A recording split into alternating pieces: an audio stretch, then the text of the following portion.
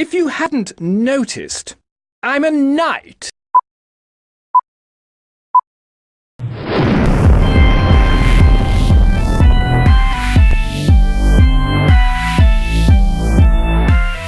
Hello, I'm Knight Jake and welcome to Knight Jake Speaks. Last time we looked at the history of Lutheranism in South Australia from the years 1838 through to 1864. In this episode we shall continue our series by looking at Lutheranism in South Australia from the years of 1864 up to the Union of 1966. In addition to Lutheranism in Australia, South Australia was home to the Moravian Brethren. These were followers of Johann Huss, also known as the Hussites. The Moravian Brethren are technically a different denomination, although they are very close to Lutherans. In 1867, Moravian Brethren missionaries began missions in South Australia around Hope Lake. But there had already been some Moravian Brethren immigrants around Melbourne who had arrived in 1849 and quickly assimilated into the Lutheran Church in Melbourne. However, as for the South Australian Moravian Brethren, they would remain as a separate entity. From the 1840s to the 1860s, the Lutheran churches in Australia had been dividing. However, in 1864, with the formation of the Confessional Union, the Lutherans would begin to move towards unity. In 1866, the Tanunda Light Path Synod would enter into fellowship with the Evangelical Lutheran Synod of Victoria. In 1869, the Evangelical Lutheran Synod of South Australia, renamed the Evangelical Lutheran Synod of Australia, or ELSA, in 1874, attempted union with the Tanunda Light Path Synod, as both synods were in agreement regarding Carville's Protestants of the Book of Concord. However, 4 issues prevented the union. 1. The Tanunda Light Path Synod's acceptance of Carville's Apostolic Constitution, the Tanunda Light Path Synod's stance on the conversion of Israel at the end times, the ELSA's Church Council, and the Tanunda Light Path Synod's fellowship with the Evangelical Lutheran Synod of Victoria. The ELSA disapproved of the Victorian Synod's practice of calling non-Lutherans to be their pastors. In 1874, there would be a union and a division. The Light Path Langmale Synod and the Tanunda Light Path Synod united and became the Evangelical Lutheran Emmanuel Synod, commonly known as the Emmanuel Synod, thus undoing the schism of 1860. In addition to this, since the Tanunda Light Path Synod had been in fellowship with Victoria, the Emmanuel Synod sought to continue this fellowship. As the ELSA disapproved of the Victorian Synod, the ELSA broke fellowship with the Emmanuel Synod, bringing to an end the 10-year-long confessional union. Then, in 1876, the Emmanuel Synod and the Victorian Synod formed the Evangelical Lutheran General Synod of Australia, commonly called the General Synod. Again, this was a fellowship but not a merger. However, this too would only last about 10 years. For in 1884, the Emmanuel Synod would leave the General Synod over the same reasons as the ELSA, the Victorians' practice of calling non-Lutherans to be their pastors.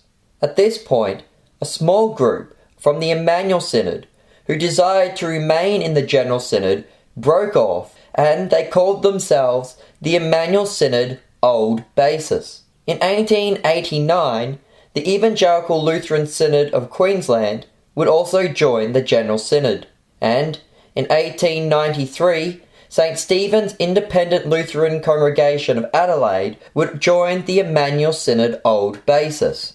As for the ELSA, they would suffer 2 splits, one in 1895 and the other in 1902, both concerning the Hermannsburg mission to the Aboriginals in Central Australia. In 1877, the ELSA had established a mission in Fink River, Central Australia called the Hermannsburg Mission Station. After a while, the ELSA could no longer support the mission and it was purchased by Pastor Heidenreich and the Bethany congregation, and it was later resold to the Emmanuel Synod.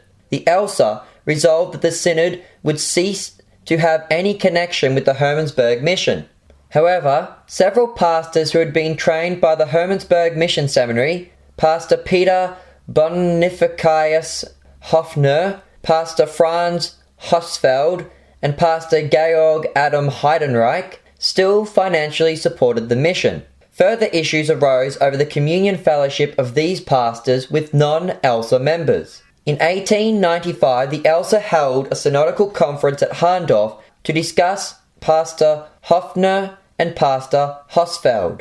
The two pastors were removed from the ELSA. Pastor Hofner would serve the Riedental parish until he moved to Queensland in 1901 to the congregation at German Station, that is, Nunda, Brisbane, which had recently left the Evangelical Lutheran Synod of Queensland and had joined the United German and Scandinavian Lutheran Synod of Queensland in 1900. The United German and Scandinavian Synod was founded by Hermannsburg-trained pastors, and thus Pastor Hofner felt right at home as a member of the United German and Scandinavian Lutheran Synod of Queensland. As for Pastor Hosfeld, his parish, known as the Dutton Parish, remained independent until 1929. Soon after separating from the ELSA, the Dutton Parish was joined by the Tabor Independent Lutheran Congregation to Nunda. Pastor Hosfeld would join the Emmanuel Synod in 1909, but his parish would remain independent, only having fellowship and not membership with the Emmanuel Synod. As for Pastor Heidenreich, in 1894, he had ordained his son Heinrich Heidenreich, a recent graduate of the Hermannsburg Mission Seminary, as a co-pastor of the Bethany Lutheran Church. The ELSA had questioned the legitimacy of this ordination. This incident, plus the Hermannsburg Mission incident, created dramatic issues between the ELSA and the two pastors Heidenreich. Between 1900 to 1902, the ELSA made numerous attempts to persuade the pastors Heidenreich of the Emmanuel Synod's false teachings, and the ELSA attempted to reinforce their practice of closed communion. At a synodical convention at Udunda, South Australia, the synod delegates voted to dissolve fellowship with the two pastors Heidenreich and their congregations. The pastors Heidenreich and their congregations were no longer in fellowship with the ELSA. In 1904, the pastors Heidenreich decided to form their own synodical body. The ELSA had established fellowship with the Lutheran Church Missouri Synod in 1887. Pastor Heidenreich Sr. blamed the Missouri Synod's influence for the ELSA's practice of closed communion and their closed position on church fellowship, which would appear to be true based upon the loose fellowship practices of Pastor Fritzer, the founder of the ELSA. Thus, Pastor Heidenreich declared that he would establish a synodical body based on the old ways of the ELSA, prior to the fellowship of the Missouri Synod. Therefore, in 1904, Pastor Heidenreich formed the Evangelical Lutheran Synod of Australia Old Basis, also known as the ELSA Old Basis. In 1910, the ELSA Old Basis declared fellowship with the Ohio Synod.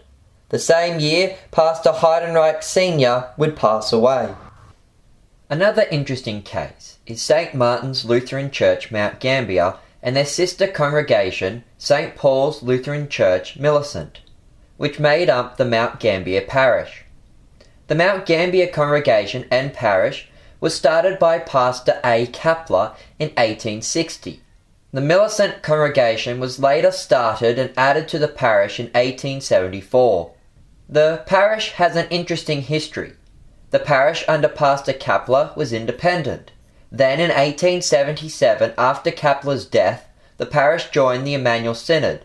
This lasted until 1884, when the congregation severed its membership with the Emmanuel Synod, because of the Emmanuel Synod's decision to leave the General Synod.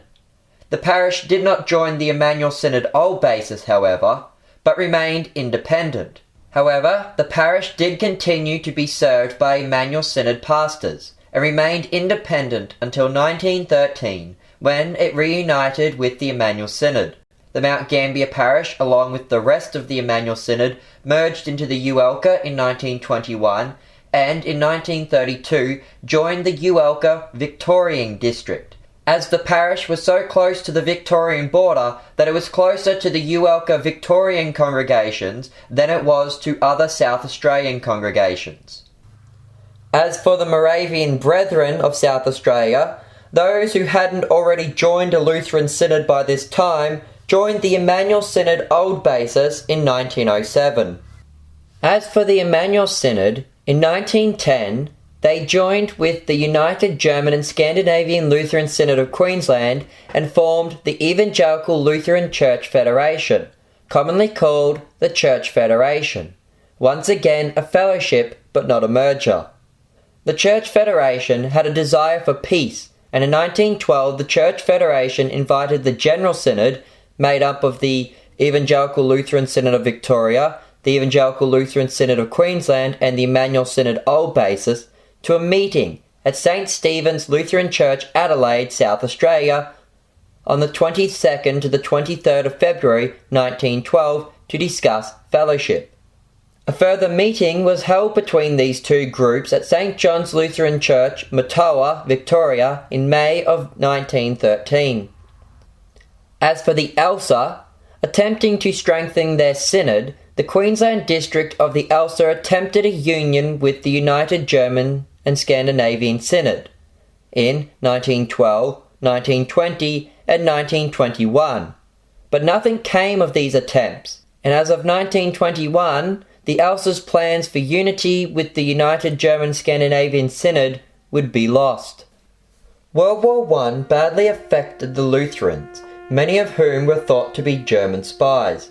This hindered any attempts of the General Synod and the Church Federation to form any kind of church fellowship. The war also hindered the attempts of the ELSA to unite with the United German and Scandinavian Synod, hence why their first meeting happened in 1912, but the second meeting didn't happen until 1920. But in June of 1920, the Victorian Synod and the Emmanuel Synod Old Basis decided to join the Church Federation. Union was hindered, though, as the Queensland Synod remained aloof. In March of 1921, the Victorian Synod, the Emmanuel Synod and the Emmanuel Synod Old Basis voted to amalgamate into the United Evangelical Lutheran Church in Australia. This time, it was a merger and not merely church fellowship. In May of 1921, the Evangelical Lutheran Synod of Queensland and the United German and Scandinavian Lutheran Synod of Queensland voted to merge together with each other and form the Queensland district of the Uelka. Therefore, at the time of the 1921 amalgamation of the United Evangelical Lutheran Church in Australia, the state of Lutheranism in South Australia was as followed: the Evangelical Lutheran Synod of Australia, the United Evangelical Lutheran Church in Australia, the Evangelical Lutheran Synod of Australia Old Basis, and the Dutton Parish. From 1921 to 1966, the Lutheran groups in Australia would go from 4 to 1. In 1926, the ELSA Old Basis dissolved fellowship with the Ohio Synod and joined the Uelka. As for the Dutton Parish, in 1928, Pastor Hosfeld retired to Adelaide.